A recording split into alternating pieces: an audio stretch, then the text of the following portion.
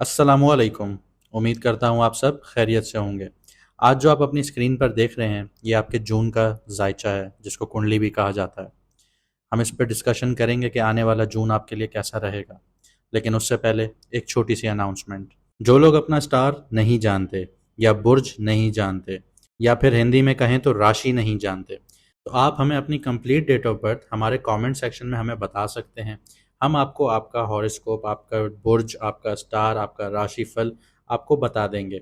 और आप हमें व्हाट्सएप भी कर सकते हैं। आपकी ज़िंदगी में मसले हैं, आपके काम रुक रहे हैं, आपकी शादी नहीं हो रही, बिजनेस में लॉस हो रहा है, फैमिली स्ट्रेस है, तो आप हमारे व्हाट्सएप नंबर पे भी हमें रब्ता कर सकते हैं। तो आइए वीडियो शुरू करते हैं। तो अब हम देखेंगे कि टॉरस वालों के लिए जून 2024 कौन सी खुशियों की सौगात लेकर आ रहा है। लेकिन उससे पहले जायचे पे नज़र डालेंगे कि स्टार पोजीशंस क्या हैं, कौन सा स्टार कहाँ बैठा है और आपके लिए सिचुएशन कितनी फेवरेबल रहेगी। आएँ देखते हैं। आपके सामने स्क्रीन पर कुंडली है जिसको जायचा भी कहा जाता है। और ये कुंडली मून साइन से है। मतलब ये कि अगर पैदाइश के वक्त आपका मून सेकंड हाउस में था तो ये रीडिंग आपके लिए है। अब हम 1 जून 2024 की करंट स्टार पोजीशंस देखें तो सन आपके फर्स्ट हाउस में है, मरकरी आपके फर्स्ट हाउस में है, वीनस भी आपके फर्स्ट हाउस में है और जुपिटर भी आपके फर्स्ट हाउस में है। आपके फिफ्थ हाउस में केतु बैठा है और 10th हाउस में सैटर्न।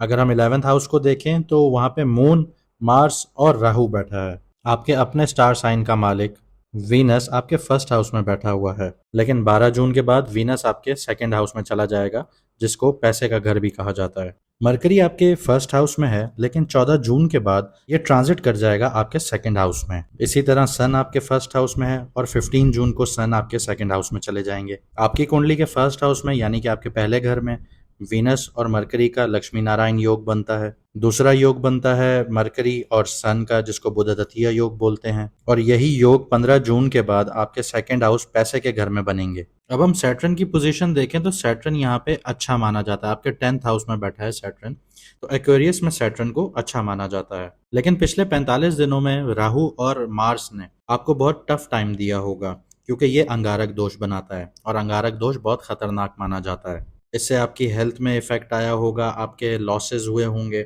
आप लोगों की तबीयत में एक एग्रेसिवनेस आ गई होगी, गुस्सा आ गया होगा। इस चीज़ पे मैंने पूरी डिटेल वीडियो बनाई है राहु पे, आप जाके वो सीरीज देख सकते हैं। जून के महीने में आपका first house, second house, seventh house और एट्थ हाउस ये पूरी तरह से एक्टिव होंगे। और ये पूरी तरह से जब एक्टिव होंगे तो ये आपको क्या देंगे, अब हम इस पे नज़र डालते हैं। देखें, वीडियो के शुरू में मैंने कहा था कि जून का महीना टॉरस वालों के लिए खुशियों की सौगात लेकर आया है। वो क्या सौगात है? सबसे पहले तो मिरिख जो है, जो मार्स है, वो आपके 12th हाउस में जाएगा और ये अंगारक दोष खत्म होगा। तो आप लोगों को 11th हाउस से रिलीफ मिलना शुरू होगा और मार्स अपने ही घर में ट्रांजिट कर जाएगा एरीज में। तो सबसे पहली राहत आपको मिली अंगारक दोष से। दूसरा ये कि जुपिटर भी अपने इम्पैक्ट्स आपको देगा और वो क्या होंगे आपको मैं आगे बताता हूँ। सबसे पहले बात कर लेते हैं आपके फर्स्ट हाउस में जो बुधद्वितीय योग है, ये अगर किसी के बर्थ चार्ट में यानी जन्म कुंडली में ये अगर होगा तो उस इंसान को कभी भी पैसे की कमी नहीं होगी। वो इंसान हमेशा लग्जरीज एंजॉय करेगा। इसके अलावा आपके पहले ही घर में वीनस बैठा है जो कि आप ही के घर का मालिक है, यानी कि टॉरस का मालिक है और लिब्रा का मालिक है। तो आपके अपने घर में वीनस लक्ष्मी नारायण योग बना रहा है और जब ये सेकंड हाउस में ट्रांजिट करेगा वो आपके पैसे का घर है, वहां पे भी ये जाके लक्ष्मी नारायण योग बनाएगा। तो इसका मतलब जून में आपको पैसे की कोई कमी नहीं होगी। आप लोग लग्जरीज एंजॉय करेंगे, आप लोगों के ऊपर जो भी कर्जा होगा आप लोग वो उतार देंगे और उसके बाद आप लोग सेविंग्स भी कर पाएंगे। इसके अलावा फर्स्ट हाउस में जुपिटर बैठा है। जब जुपिटर अपना इम्पैक्ट देगा तो वो आपकी नॉलेज में इजाफा करेगा, आपकी एजुकेशन में इजाफा करेगा। जो हमारे स्टूडेंट्स हैं वो बहुत अच्छे से कॉन्सेंट्रेट करके एजुकेशन हासिल करेंगे। आप लोग अगर बाहर जाना चाहते हैं हायर एजुकेशन के लिए तो उसके लिए भी बहुत अच्छा टाइम है। फिर जुपिटर आपको रिलीजियस एक्टिविटीज की तरफ लेके जाएगा, स्पिरिचुअलिटी की तरफ लेके जाएगा। हो सकता है आप लोग ओकल्ट साइंसेज में इंटरेस्ट लें, जैसे कि स्पिरिचुअलिटी हो गई, एस्ट्रोलॉजी हो गई या गुप्त ज्ञान जिसको कहा जाता है, या सीक्रेट नॉलेज आप बोल दें।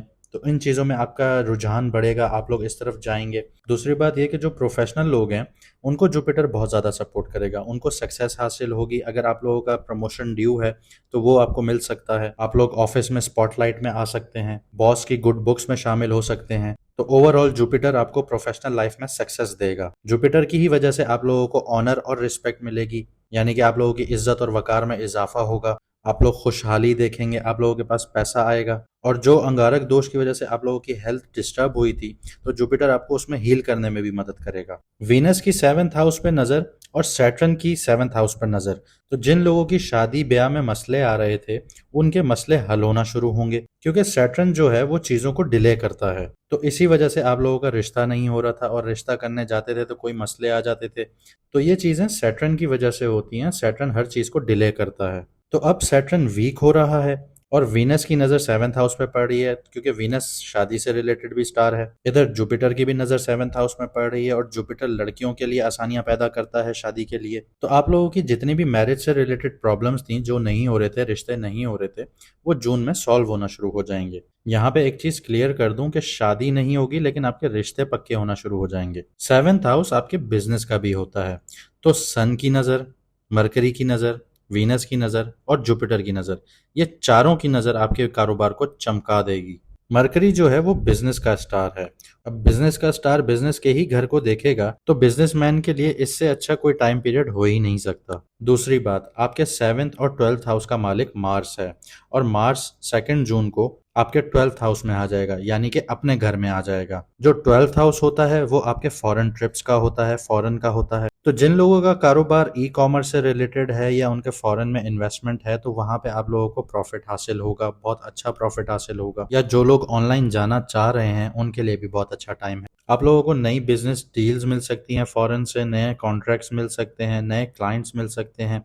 जो लोग इंपोर्ट एक्सपोर्ट से रिलेटेड काम करते हैं, उन लोगों को भी बहुत प्रॉफिट होगा। और जो लोग मेडिकल से रिलेटेड प्रोफेशन में हैं, गेमिंग या स्पोर्ट्स से रिलेटेड प्रोफेशन है आपका, तो आप लोगों के भी फॉरेन जाने के चांसेस बनते हैं। वीनस आर्ट और ब्यूटी का भी स्टार है। तो वीनस की नज़र जो 7th हाउस पर पड़ रही है, तो जो लोग makeup industry, fashion industry, salon, ornaments, jewellery, garments या किसी भी किस्म के आर्ट से रिलेटेड जुड़े हुए हैं, तो आप लोगों को बहुत अच्छा प्रॉफिट मिलेगा। इस महीने आप लोगों का प्यार अपनी फैमिली की तरफ, अपने बच्चों की तरफ, अपने कैरियर की तरफ, अपनी एजुकेशन की तरफ, अपने बिजनेस की तरफ और अपने लाइफ पार्टनर की तरफ कई गुना बढ़ेगा। आप अपने कैरियर और बिजनेस को लेके बहुत ज़्यादा सीरियस होंगे और उसको अचीव करेंगे, जो आपने टारगेट सेट किए होंगे। और अगर आप लोग रिलेशनशिप में हैं, तो आप लोगों का प्यार आपके पार्टनर की तरफ बढ़ेगा, आप लोगों को अट्रैक्शन फील होगी, आप लोगों को आपके पार्टनर की अलूरिंग पर्सनालिटी नजर आएगी।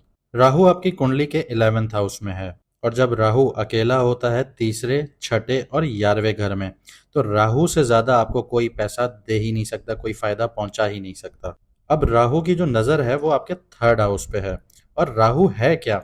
राहु एक शैडो स्टार है। अगर आपकी जन्म कुंडली में या पैदाइशी वक्त के जायचे में आपका वीनस स्ट्रांग बैठा हुआ, तो जब आपकी कुंडली में महालक्ष्मी राजयोग बनेगा और राहु की नजरात बनेंगी, तो आप लोगों को glamour industry, film industry, TV serials में, मॉडलिंग में, मीडिया से रिलेटेड कोई भी फील्ड हो, तो इन फील्ड्स में आप लोगों को बहुत सक्सेस हासिल होगी। तो जैसे कि मैंने आप लोगों को पहले बताया था, बुधादित्य योग आप लोगों के पहले घर में बन रहा है, तो ये पूरे महीने ही बना रहेगा। पहले 14 जून तक आपके फर्स्ट हाउस में बनेगा, फिर 14 जून के बाद ये आपके सेकंड पैसे के घर में बनेगा। मरकरी जो है वो आपके 5th हाउस का मालिक है। मरकरी बैठा हुआ वीनस के साथ है, और वीनस आपके 6th हाउस का मालिक है।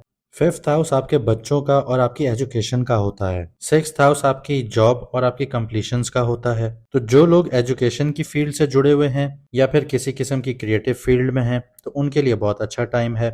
स्टूडेंट्स के लिए अगर इस महीने आप लोगों के कोई एग्जाम्स हैं या टेस्ट हैं, तो बहुत अच्छे चांसेस हैं कि आप लोग फ्लाइंग कलर से पास करेंगे। और अगर आप लोगों ने कोई इंटरव्यू दिया हुआ है या कोई टेस्ट दिए हुए हैं या कोई एग्जाम्स दिए हुए हैं, तो ये भी पॉसिबिलिटीज हैं कि अचानक से आप लोगों को कामयाबी मिले, क्योंकि राहु 18 डिग्रीज पे है, बहुत पावरफुल है। और राहु की ये खासियत है कि वो अचानक से कोई ना कोई इंसिडेंट करवा देते हैं। मार्स की नज़र आपके 6th हाउस पर पड़ रही है, और मार्स के आगे कोई टिक नहीं सकता। तो यानी कि जो आपके दुश्मन वगैरह होंगे या आपके राइवल्स होंगे, वो आपके आगे नहीं टिक पाएंगे। आप लोगों की हेल्थ भी ठीक रहेगी। बस एक चीज़ आप लोगों को बताता चलूं, मार्स की नज़र 6th हाउस पर पड़ रही है, तो भूल कर भी किसी को कर्जा नहीं दीजिएगा। अगर आपने दिया तो वो रिकवरी के चांसेस नहीं हैं। हाँ, अगर आपने बैंक से लोन वगैरह लेना है तो उसमें कोई मसला नहीं है। तो ये थी प्रेडिक्शन जून 2024 की आपके लिए। जाने से पहले आप लोगों से फिर एक दफ़ा कहूँगा, जो लोग अपने स्टार के बारे में नहीं जानते, अपने बुर्ज के बारे में नहीं जानते, अपने राशि के बारे में नहीं जानते, हमारे कमेंट सेक्शन में या हमें व्हाट्सएप पर अपनी complete date of birth original हमें मैसेज कीजिए। हम आप लोगों को आपका बुर्ज, आपका राशि, आपका हॉरोस्कोप आपको बता देंगे। मुझे दीजिए इजाज़त, मिलते हैं अगली वीडियो में अगले बुर्ज के साथ सितारों के सफ़र पर।